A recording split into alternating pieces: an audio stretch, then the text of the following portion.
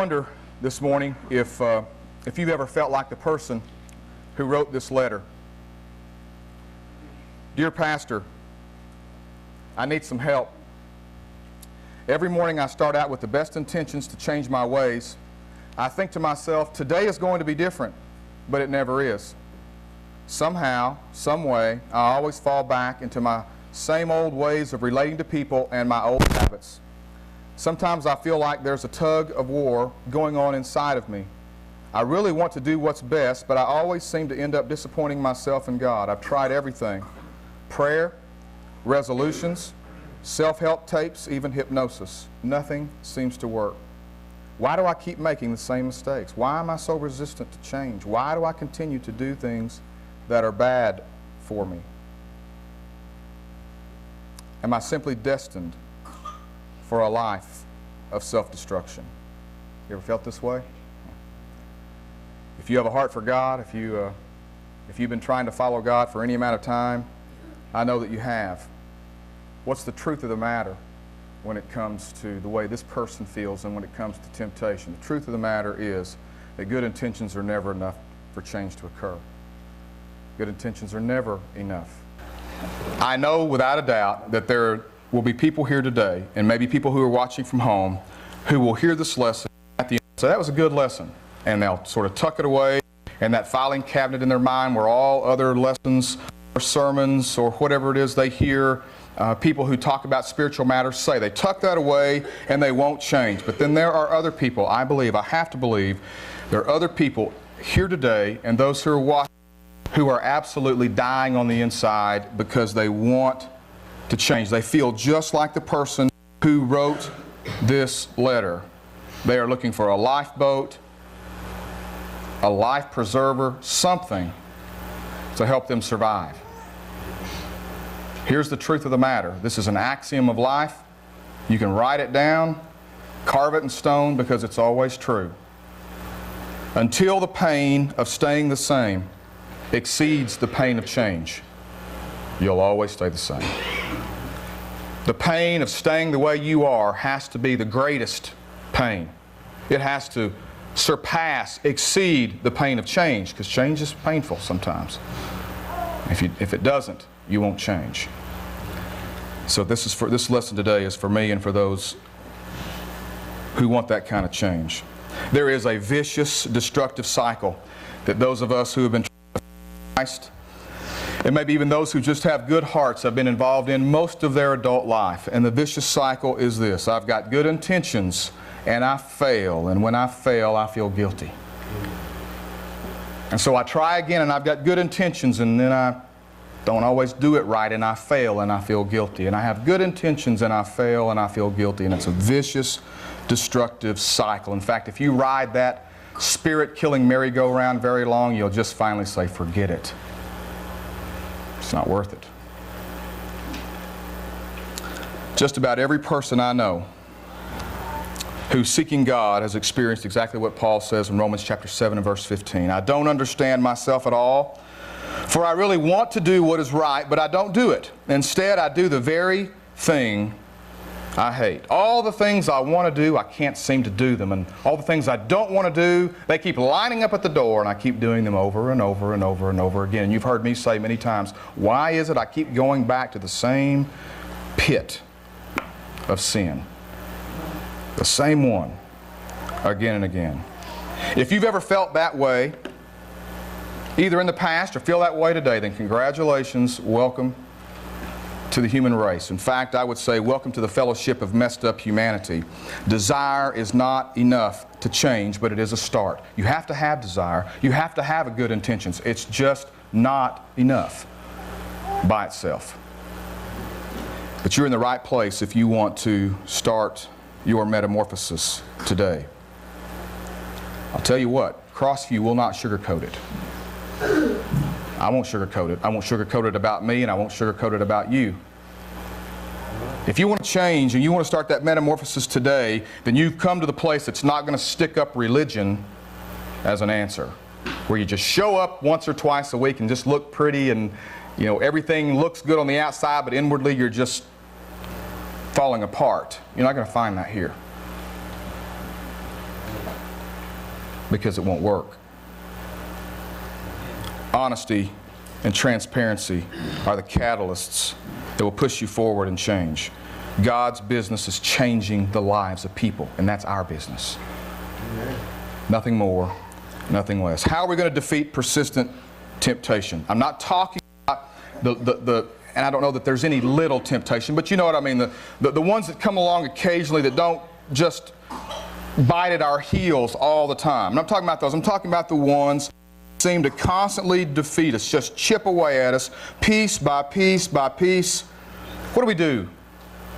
And how do we defeat those kinds of persistent temptations? Well, there's certainly more to talk about than what we can do today. So I'm just going to start small. We're going to take thing and look at it, and we'll build on it the next couple of weeks. We're going to look at some principles that will help us combine good intentions and desire with biblical application. And just some good old-fashioned true grit, just willpower, because it's all involved.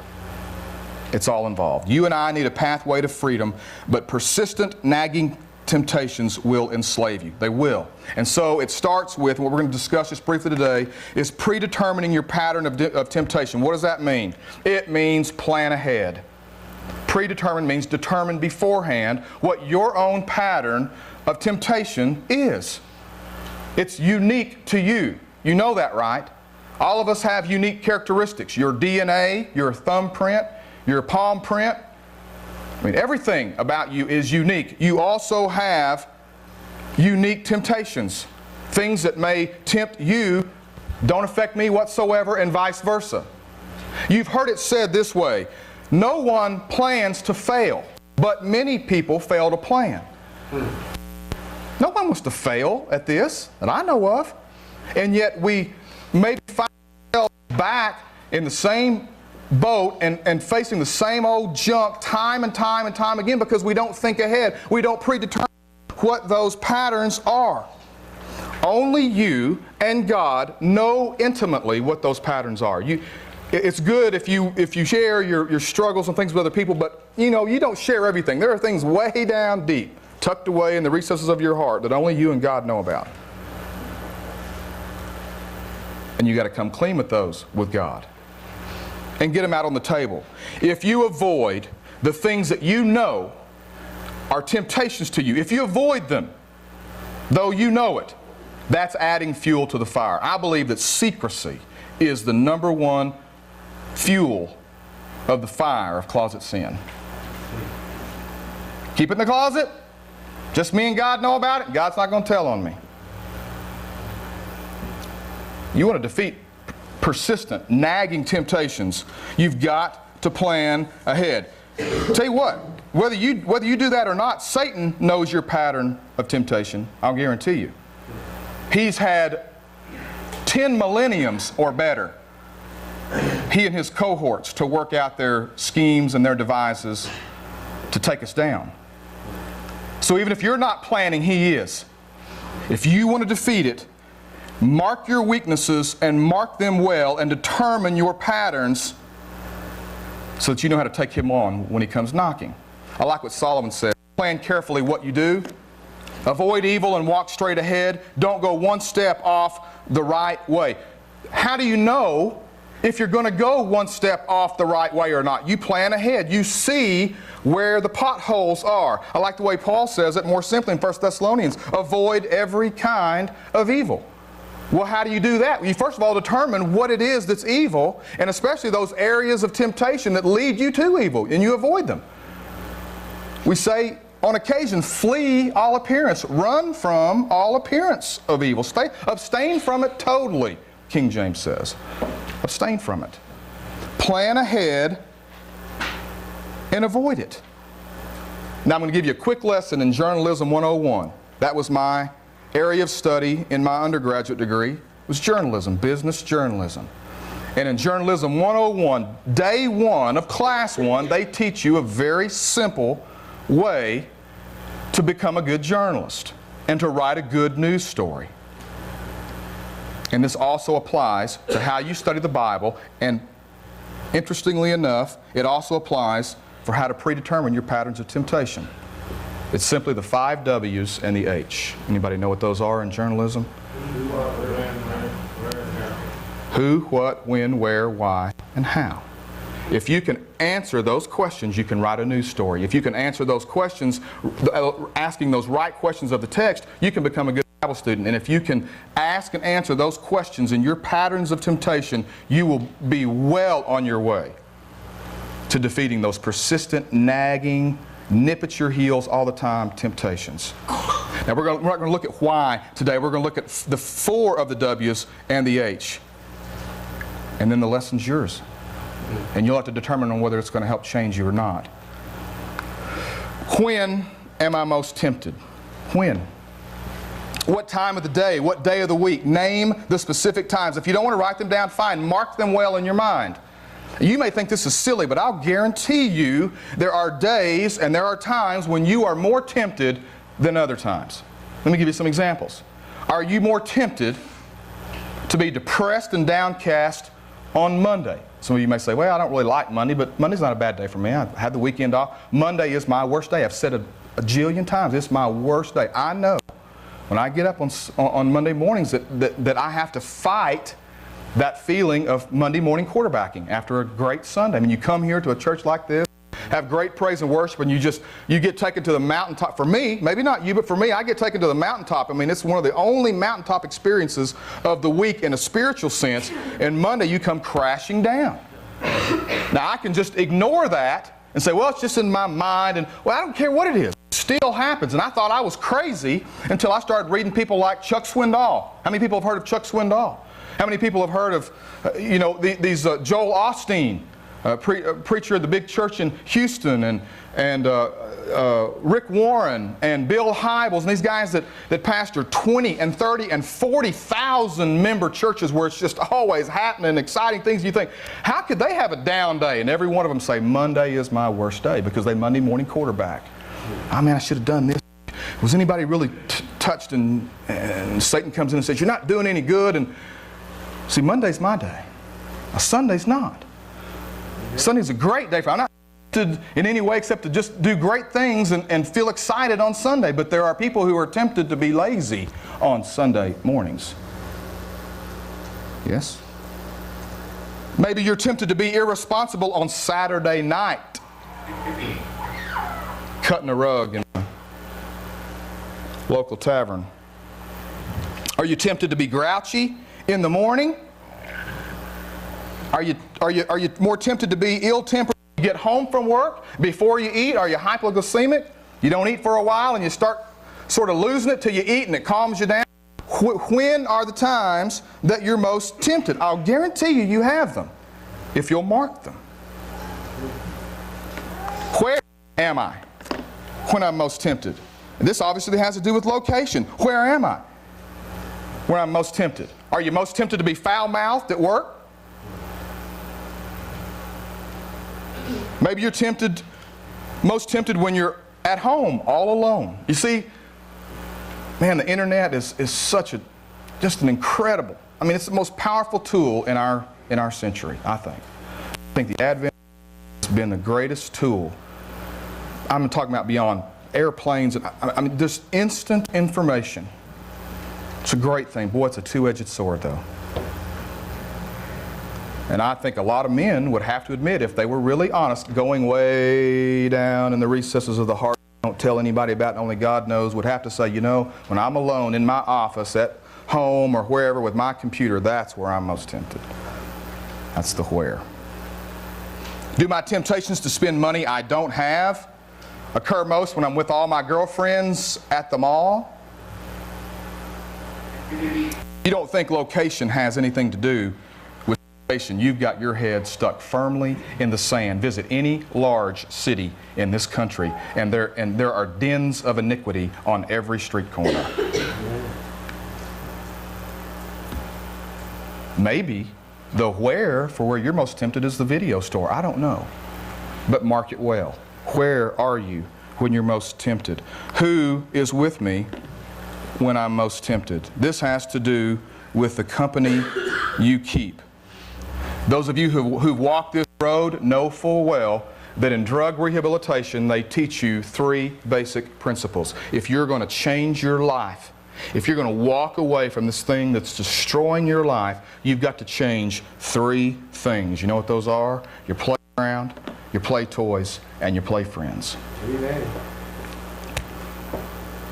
Got to change them, don't you, Kev? You got to get away from the place and the things and the people that bring you down. Who am I with? Who's with me when I am most tempted? Who do you hang with? Now see, you come in here and maybe your best friends don't exist in this body of believers as they do for me. And so you've got friends here, and that's wonderful, and you're here, and it's easy to walk the straight and narrow, I guess, and be a good Christian person, man or woman, for an hour or hour and a half or whatever. Who do you hang with during the week? On the golf course. See, are you most tempted to say things you shouldn't say, or think things you shouldn't think, or do things you shouldn't do because of the company that you keep? Do you run with people that bring you down? Remember the saying, you can't soar with the eagles when you run with the turkeys. Doesn't happen. Who are you with? Now listen, understand something I'm not saying. I'm not saying avoid people who either aren't Christians or don't go to this church. That's not what I'm saying. You know that's not what I'm saying. We're salt and light, and we're in the world, we're not of the world, and you know all those principles. And yes, we befriend people with the intention of drawing them closer to Christ, or drawing them to Christ for the first time in their life. That's what we do. You know what I'm talking about without me having to explain it. I'm talking about the associations where Jesus never even comes up in discussion. You just hang with people and you say what they say and you do what they do, and group think takes over. Group think. You get in the group and you think like them. Who are you with when you're most tempted? You need to determine this, and you need to mark it well. What temporary benefit do I get when I give in? What temporary benefit is there? What payoff is there? Because there is a payoff when it comes to temptation. I love W.C. Fields' great quote, I can resist anything except temptation. What's the payoff? What's the benefit? Guess what, guys? Ready to be shocked? Sin is fun. If sin weren't fun, you wouldn't be doing it. If there were no payoff, it wouldn't be a temptation to do it.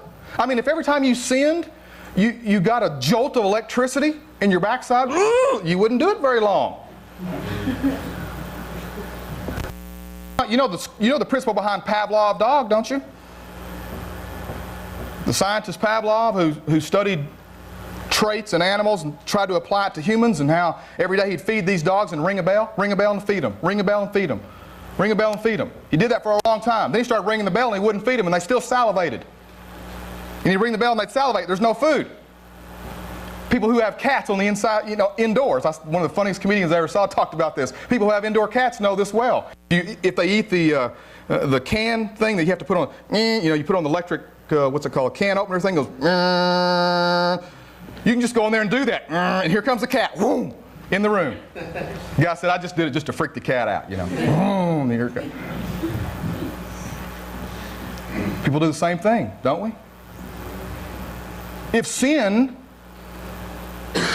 were a bad thing in terms of the immediate pain it caused us, we'd never do it. It happened about 5 or 6 times, and then we'd be like Pavlov dog and we wouldn't go anymore. But the fact of the matter is, the Bible, God confirms that sin is fun.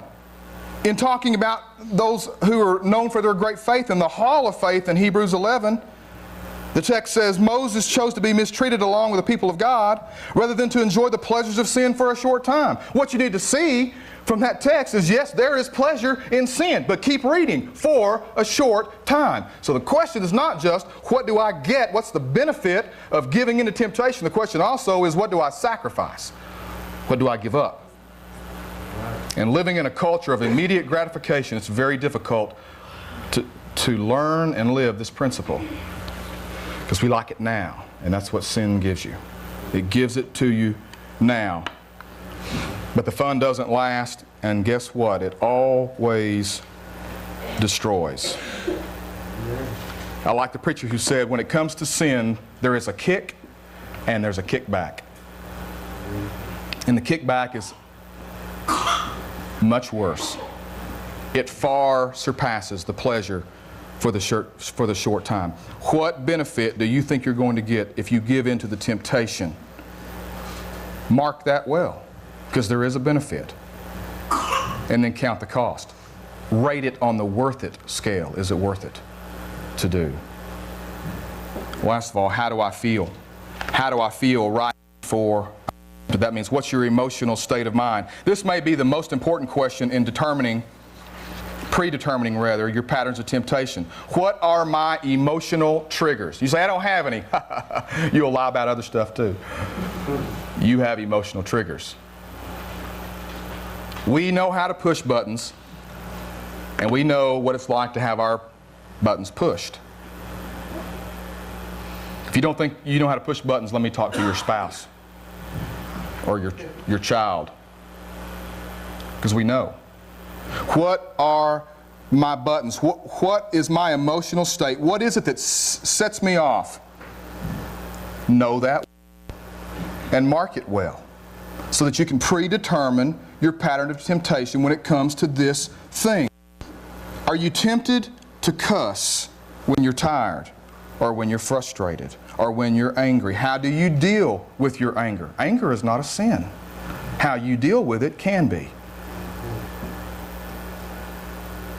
Are you most tempted when you're lonely? Are you most tempted to do something you shouldn't do when you're worn out, when you're stressed out, when you're feeling unloved, when you're bored?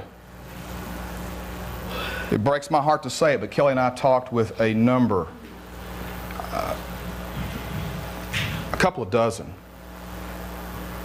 college-age girls, age 18 to 23, when we were college ministers. Beautiful young Christian women, most of them, just came from good homes, loving parents. We talked to girl after girl after girl after girl who had given in to promiscuity time and time again for one reason: because their emotional trigger was affection. They so needed affection that they would crawl into bed with any guy who would give it to them. And at 19 and 20 and 21 and 22, they're trying to pick up the pieces. They don't understand what they've done wrong. What are the things that set you off? What is your state of mind when you are most tempted to give in, or act, or say, or do things you shouldn't do? I'll tell you something. There are no quick fix schemes to dealing with temptation. There are no forms to fill out. There's no flu shot to take. Satan and his cohorts have been in the temptation business for 10 millenniums. They know what they're doing. But God hasn't hung us out to dry. He's given us His Word, He's given us His Spirit, and He's given us free will. And I'm telling you that within that free will is the ability to choose good. I'm convinced, at least in my own life, that a lot of times the reason I don't do good is because I'm flat lazy. I'm just lazy. Man, when I made up my mind to quit biting my fingernails, I quit. When I finally made up my mind to do it, I quit. When I finally decided to get this big rotund body into some kind of shape, I did it. Fine. After years of dieting and this and quick fix, when I finally decided to do it, I did it. Sometimes for me, I'm not speaking for you, for me, I just get sometimes lazy, and I hear people say, well, I'm praying, and my brother-in-law says, I'm praying for God to reveal something to me to do, and I don't know what to do. And in the meantime, you're not going to work, and they're turning off the electricity and the water. Get off your rear end and go to work and see what God will do with it. See, it's a combination. You can't sit back and say, well, I can't deal with temptation, and this keeps coming back, keeps coming back, and keeps coming back. Well, what are you doing about it? Well, I'm praying about it. Good. What are you doing after you get up off your knees? What are you doing then? Are you determining what it is that's causing the problem? Or you just expect God to remove that out of your life? Because many times He won't do that so He can see what you're made of. See what I'm made of. He didn't ever promise smooth sailing. He promised a safe landing. That's what He promised. And those choppy waters in the storm is where He prunes us and weeds out those who aren't truly His. The Bible says God will once again shake the earth. And God shakes the earth to see what things are real and true and hang on, and which things fall by the wayside. That's why He does it. And temptation is one of the ways He allows us to go through that. There are no quick fix schemes. It's a combination of giving in wholeheartedly to God, praying about it, getting into His Word to see what He has to say about it, and then making up your mind to change. No temptation has seized you except what's common to man, Paul says, and God is faithful. He won't let you be tempted beyond what you can bear. But when you're tempted, He'll also provide a way out so that you can stand up under it. What is that way? Does that way involve His giving us His Spirit, giving us peace, giving us strength? Absolutely. It involves those things. But it also involves using the very brain and willpower that He gave us to determine that we're going to make a change. Does that way include His promise that He's going to love us even though we continue to screw up? Yes. But that love also brings responsibility. If we truly want to live for God and live like God designed us to live, then change has to occur from the inside out until the pain of staying the same exceeds the pain of change. We'll always stay the same. Amen. Are you ready to change today? Let's pray.